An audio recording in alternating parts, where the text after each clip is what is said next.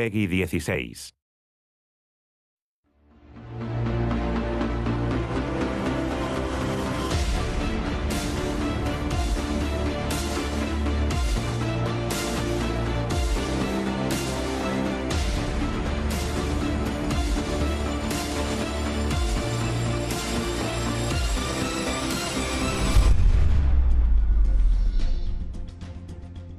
What Infinite Crisis has done is taken the multiverse and put it in this insane world where a player comes in and creates their own army, utilizing characters from across these different Earths. And it really brings the concept of the multiverse to, I think, the pinnacle. Like, it's the most epic thing that could ever happen with the multiverse, is that armies from throughout the different parallel Earths are getting together and battling one another.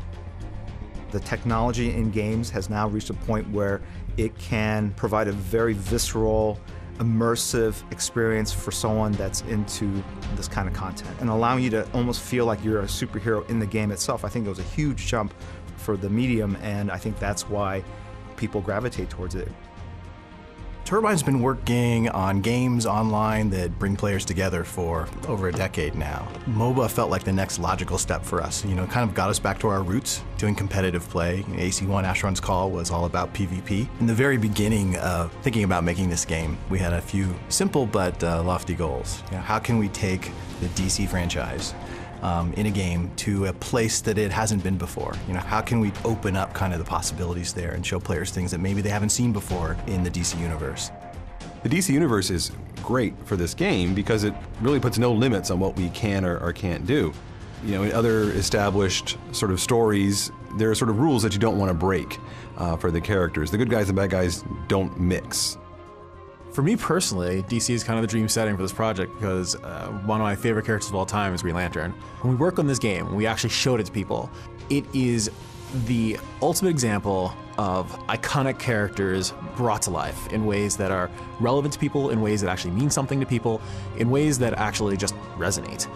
It really gets down to the heart of competitive play. We've been able to hone our engine and everything surrounding it to get to the point where responsiveness is really, really crisp. Players are able to compete at a high level of skill.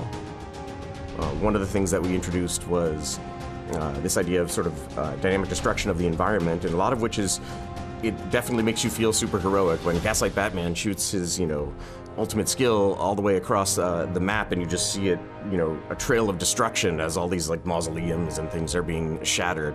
On top of that, there are these catastrophic events that can actually dramatically affect the outcome.